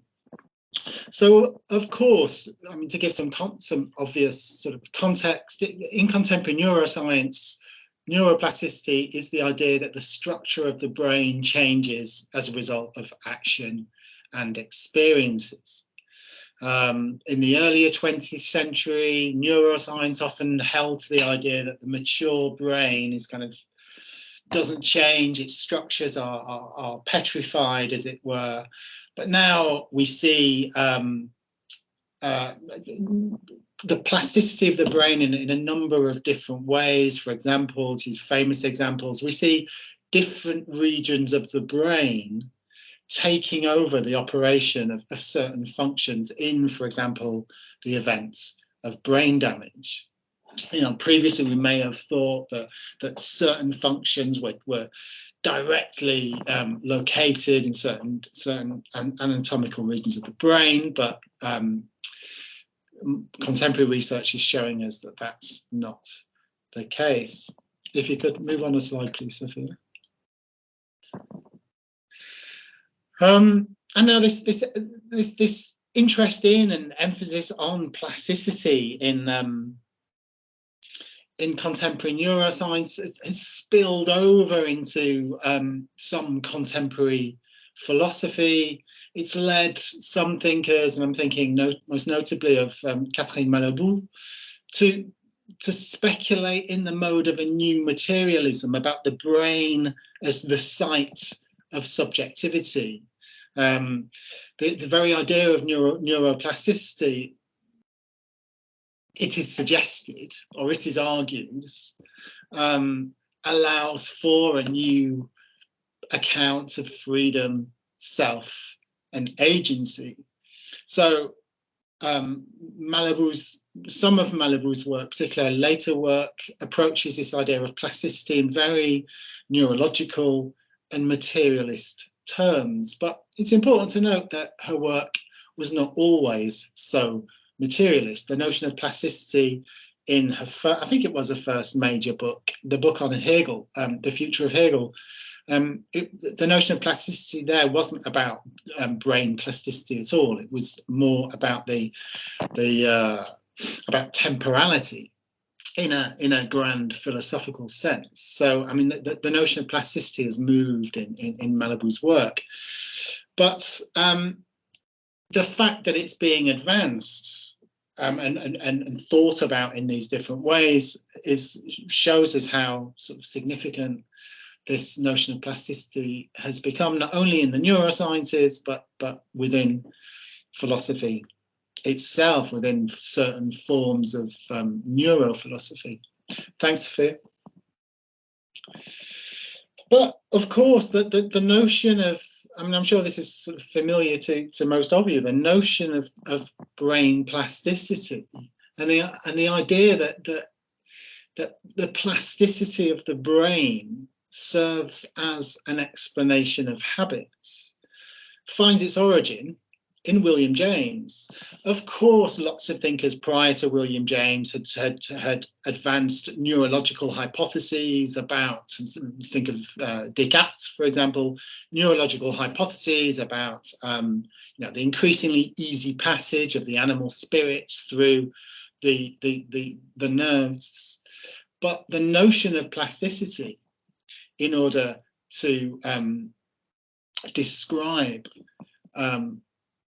the transformations happening in the brain, seems to arrive, first of all, in the work of William James in the Principles of Psychology from 1890.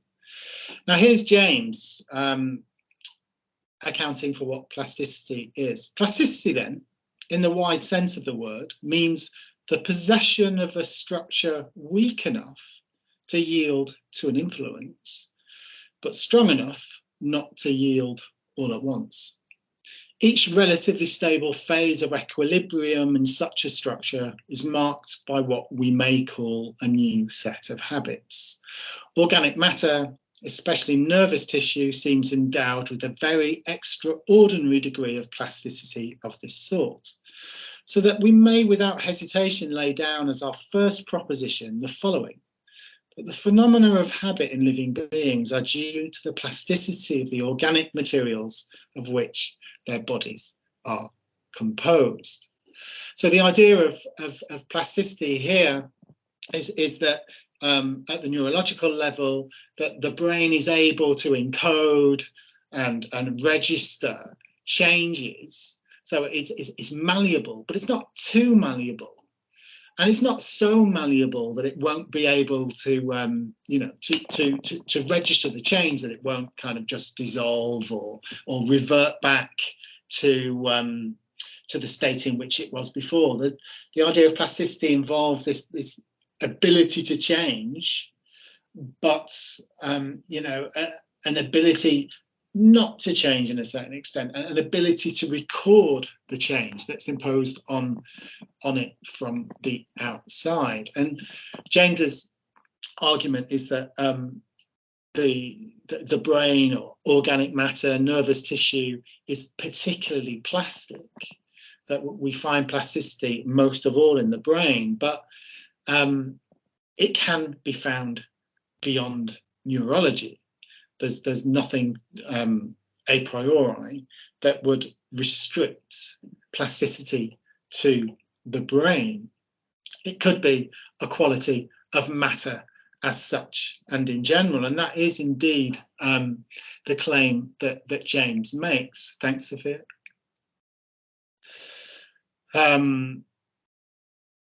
The plasticity can be found beyond the brain. It's just that it's particularly evident in neurology. But to make that claim, as James admits, is to make the psychology of habit a part of physics. This general physical quality of plasticity is the explanation of habit. Now, in this connection, and it's really important to see this reference, James enthusiastically refers to, and we've just heard Catherine talk about the work of Dumont. James refers enthusiastically to Dumont's Of Habit from 1876. It's a long treatise almost on habits that was published in the first year, if not the first volume, the first year of the Revue philosophique de la France et de l'étranger. And James enthusiastically refers to Dumont's article precisely insofar as it argues that forms of habit can be found in the organic realm. So Dumont argues, he presents this argument that in fact habit is not restricted to the domain of life, that forms of habit can in fact be found in the organic realm. Thank you, Sophia. and one of the reasons why he's doing this, so there are many reasons, but one of the reasons why he's doing this is that Dumont can't tolerate any kind of splits between the organic and the inorganic, between you know, the organic where habit belongs and the inorganic where there is no such thing as habit. This kind of split, argues Dumont, is sort of the spirit of science can't tolerate it. Science looks for the greatest generality, and you know, we want the most general explanations, and therefore, you know, we've got to try and overcome this split between the organic and the organic, between, you know, the habitual and the domain where habit does not exist. And we can overcome that by recognizing the phenomena of habit in the inorganic realm. Now, here's one of Dumont's examples in order to make this point. Une serrure joue mieux après avoir servi. A lock operates better once it's been used. Il a fallu d'abord plus de force pour vaincre certaines résistances, certaines aspérités du mécanisme. Cette destruction de résistance est un phénomène d'habitude. It was necessary for a certain amount of force from the outside. Remember, the key is not turning itself. Somebody's turning the key. So, you know, we needed a certain amount of force from the outside to overcome certain resistances, certain sort of hardnesses in the mechanism, certain imbalances in the mechanism. But this destruction of resistance, claims Dumont, is a phenomenon of habit. In the same way, a coat often worn is another one of Dumont's examples. A coat often worn lends itself to the form of the wearer. It lends itself to the form of the person much more easily than a brand new coat, which might, you know, be sort of sit on your shoulders in a fairly sort of boxy way. That also, argues Dumont, is a phenomenon of habit. Thanks, Sophia. But there's a problem here, because this is evidently to ignore what the tradition, and we've heard about this tradition in the papers earlier today, but we could look at particularly in France, Rabelais, Menzibiran, and then the Scottish philosophers before them, particularly Hume, and even more particularly Thomas Reid. But so Dumont's position here is to ignore what this long tradition has taken as the strong and proper sense of habit. Even Comte, and interestingly, Dumont, in presenting his descriptions of the key and the coat, he thinks he's developing the ideas of Auguste Comte. But Comte, interestingly, was very keen on this strong traditional sense of habit. Comte can say in the Cours that, you know, habit in the strong sense gives a tendency or inclination to act. But nobody's expecting, and Dumont is not arguing, that the key has a tendency to turn the lock. It's not automotive in that sense at all. The principle of the habit is not internal to the key, but it requires this external force, which is the person trying to open the door. According to this strong sense of habit, habit is not just a principle of conservation, but it's a principle of reproduction. Internally, again, internally to the habituated being, there is a principle of reproduction. The habit will occur from within the tendency itself. But in contrast, a key never turns a lock all by itself. Now, if you reading Dumont's article on habit, which is full of interesting reflections, I mean, this absence, or this putting to one side of what the tradition for the last 100 or 200 years at least had taken to be the real sense of habit. It's fairly obvious. But I mean, personally speaking, what I didn't notice, and I've talked about this and written about this before, what I didn't notice is that Dumont actually provides an argument for this mise à l'écart, for this putting to one side of a strong traditional sense of habit. Thanks, Sophia. The 17, by the way, there aren't 17 slides. Don't worry, we're not going on to slide 17. I think there are 10, so we're nearly there. So Dumont does not lose this strong traditional sense of habit that even, as I said, Auguste Comte holds to, without arguing his case. He argues, in fact, that there is no such thing as tendency in habit. Nous pensons que la tendance ou le penchant, le besoin même, doivent être expliqués par l'habitude, non l'habitude par eux.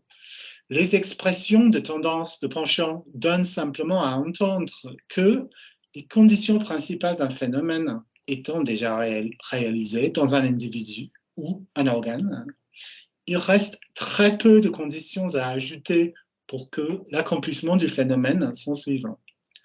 L'acte que nous avons à accomplir à un moment donné est celui pour lequel il est nécessaire de faire intervenir le moins d'excitation.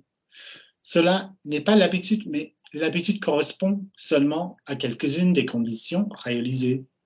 La tendance se compose de l'habitude combinée avec un superflu de force disponible.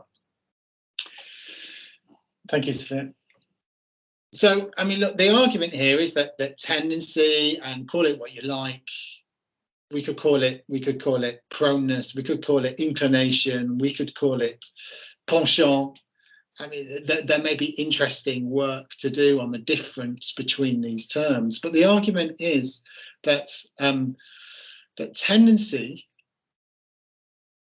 is to be explained through facility. In other words, tendency in habit, the strong proper sense of habit, can be explained by what the tradition took to be the weak, the improper sense of habit, namely facility, ease, finding something easy, said Thomas Reid. Okay, I mean, you know, if I'm an electrician, I find wiring houses and working on houses and doing the electrics, I find it easy. But there's a difference to finding something.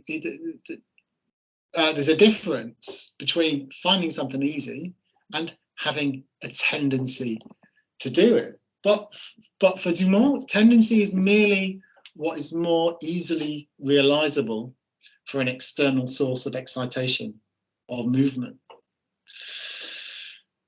So, you know, Dumont's claim is that when we talk about tendencies, all we're saying really is that the being is readier.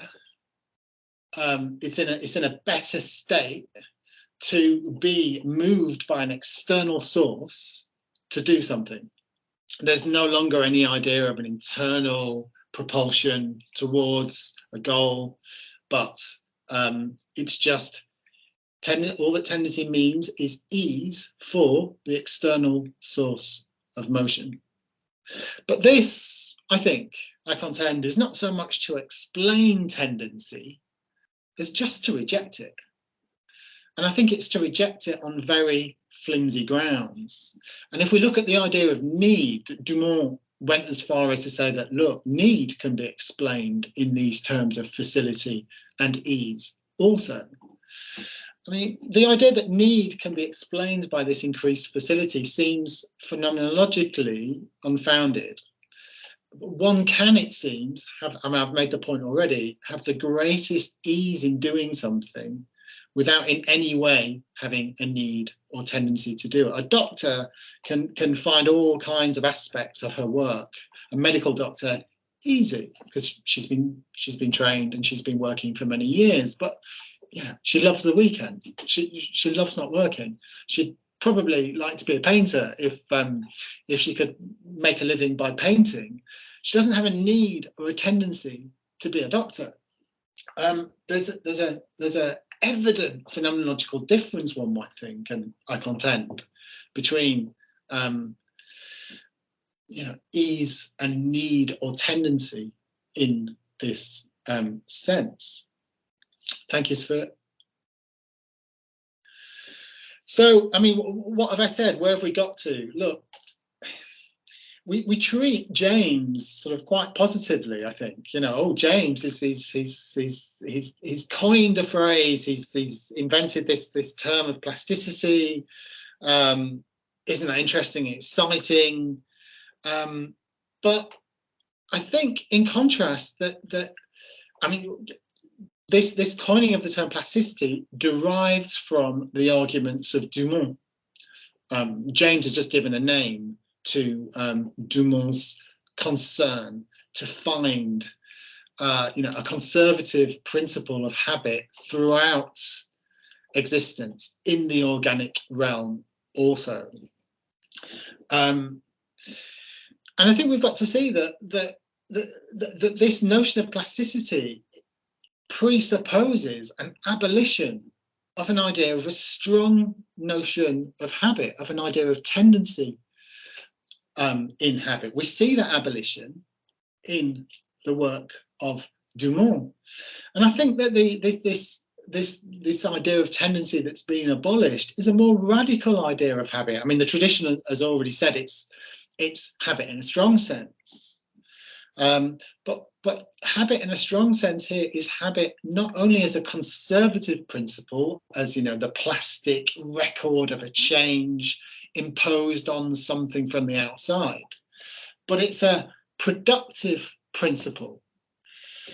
And it's a productive principle that can't so easily be located in the material realm. We might be able to offer all kinds of interesting neurological perspectives concerning what is exactly happening in an acquired habit and in the acquisition of habit. But the notion of habitual tendency, of this self-realizing drive towards a realization, which goes beyond any mere conservation of an external change, it's much more difficult to localize that in physiology and neurology. I mean, this was Rabisson's argument in De l'Habitude in 1838. I mean, he claimed that Thomas Reid also said, look, a neuroscience of habit is just not possible. I mean, he's a little bit conflicted on this, Thomas Reid, and obviously we should be slightly circumspect in relation to the claims about science of a philosopher writing in the end of the 18th century.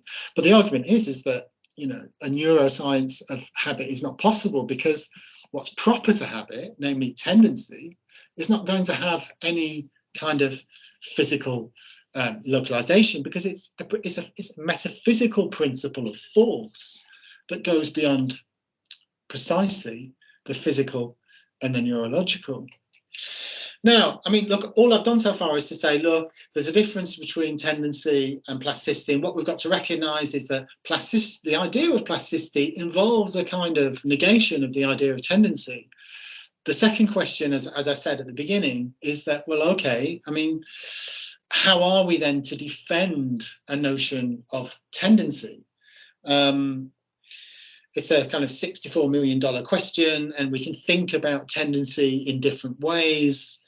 We're not thinking about tendency, obviously, in just a statistical sense. I have a tendency to go to the cafe in the afternoon to work, an empirical regularity. No, we're talking about a force or drive or impulse that leads to that statistical reality and regularity. And this notion of tendency as a force can be interpreted in different ways. I mean, we see a strong interpretation of it in the work of Rabisson, but we see in the contemporary metaphysics of powers a contrasting interpretation of tendency that tries to hold on to the idea of tendency, to think about it in terms of mechanical causation rather than final causation.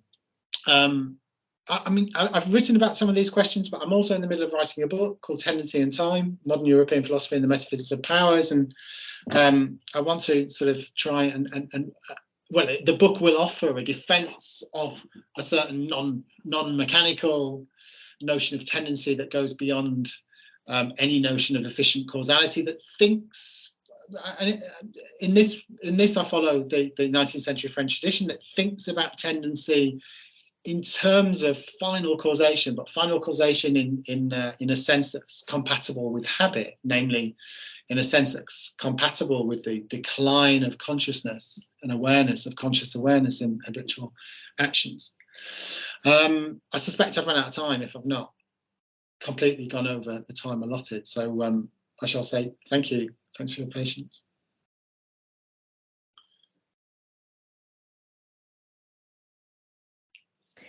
Thank you. Thank you. That was perfect. Okay. We have a bit of time for questions. Catherine? Yes, thank you very much, Mark, for this very interesting talk. I'm asking my question quickly because I have a train to take. Yeah, you talked about various authors, and I was wondering, like, for you,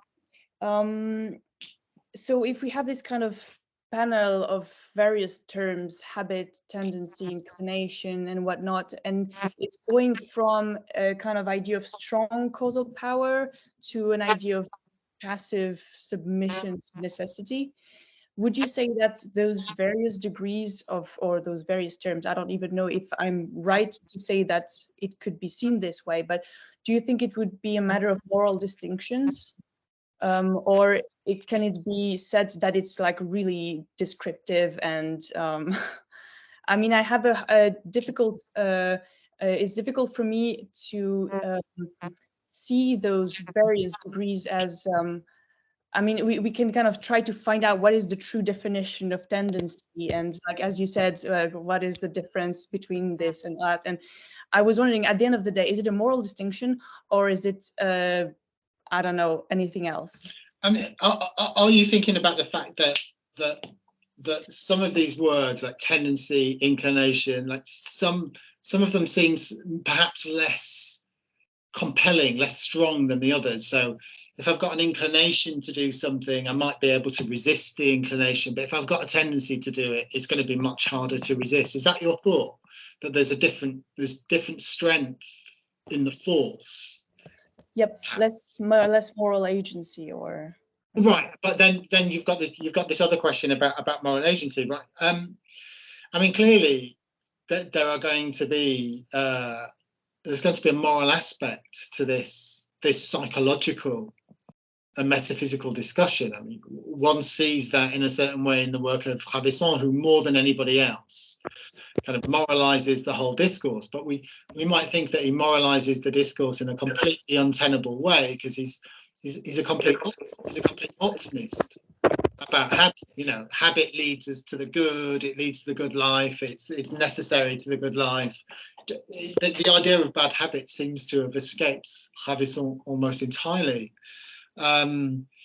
So yeah, I mean, there's work to do on the moral question. What are the other options left to us if we don't go that kind of very optimistic Rabeisian route about the moral implications of habit? I don't know. We're probably stuck with Aristotle, maybe, that, you know, that if we are to do good things,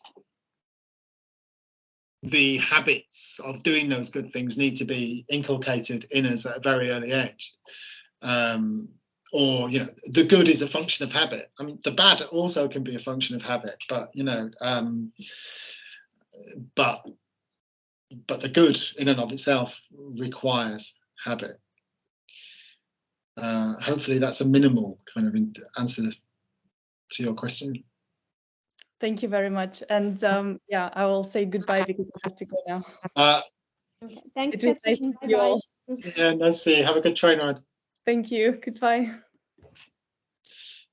Okay. Any other question? Rossella?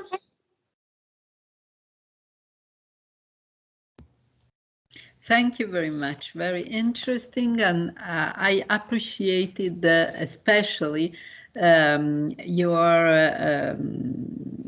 highlight on power and force. In the previous session, you made a reference to Spinoza, and I think that Spinoza atmosphere is around us, speaking of these authors. I want to understand a part of your speech. We can say, I think, that if we are a creature of habits, we are creature of powers. Power intended in the two senses. Power is force, as tendency, and power also as ability, capacity. So I was wondering if we can say, as Peirce said, that to have a belief and take a habit means to be ready to act, to be ready. The readiness means exactly a position in which we are at ease with something, and we have also a tendency toward something. So maybe the two senses of the word and also of the two interpretations of habit can stay together. It's a question. Yeah, good. I mean, if you look at the work of Fabbrichesi, for example, I mean, he thinks along according to a continuum. So he argues that abilities and skills and ease becomes in the progress of a habit more and more. They're the kind of magical words, the signature of his thinking in De l'habitude, that de plus en plus, more and more a question of inclination and tendency. So it's not a binary opposition, it's not one or the other. But ability can become a tendency or inclination. And it's interesting you choose the word readiness. I mean, what do we mean by being ready for something? It is a term that occupies both ends of that continuum, because we can understand a readiness to act as a kind of disposition to act, an inner drive to act, or we can understand readiness as meaning just a kind of an ability to act. So it's an interesting term, definitely. But I agree with you entirely. We don't need to oppose these two, the strong and the weak sense of habit. I mean, I don't think anybody really did. I mean, I don't think Thomas Reid. I mean, in Thomas Reid, you get a very clear statement. He says, you know, habit is normally called a facility or ease in doing something. But what we mean by habits is, in a strong sense, a habit in a strong sense gives impulse or inclination to perform the action. Now, so he's made the distinction. Is he saying they're completely different? But we have to wait for Avison to find the argument really clearly articulated that there's a continuum underlying the two. But maybe that's what Reid meant all along anyway. Thank you. Thank you for the question. Okay, we have time for, I guess, one last question. There is a question in the chat by Jacopo. I don't know if you can read it, or do you want me to read it? Yeah, I can see it. Can't we still retain the notion of neuroplasticity in order to explain how the organism's tendencies mediate the relation subject?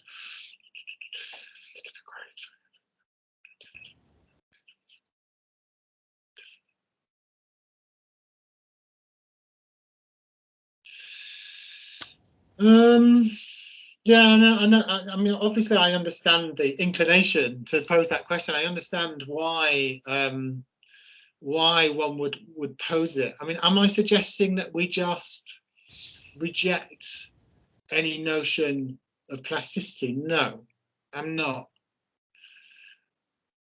You know, I am suggesting, however, that a richer and less conservative notion of habit can be found in an idea of tendency. So, I mean, but here the suggestion is that actually plasticity could help us to understand how an organism, how the tendencies in an organism realize themselves in the world. That would require work, that notion.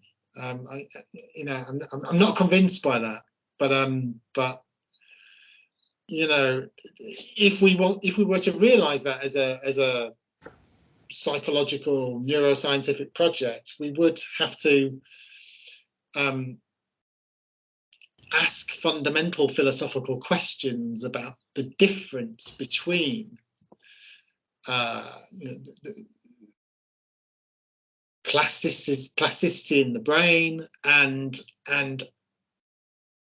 tendency or inclination as a question of force in a very traditional sense. You know, I'm not saying the two can't be put together, but a lot of work would have to be done in order to put the two together. That would be my first response. It's a really good question. It's a really good question. Okay, thank you. We'll see other questions, and we are almost perfectly on time. So I want just to thank our speakers for this very excellent section, and all of you for all your questions. And I put in the chat the website where you can find all the previous talks in case you want to, in case you miss any of it. Thanks again, and hopefully we will organize something similar in the next academic year. Thank you. See you all next week. Bye-bye. Bye-bye. Thank you.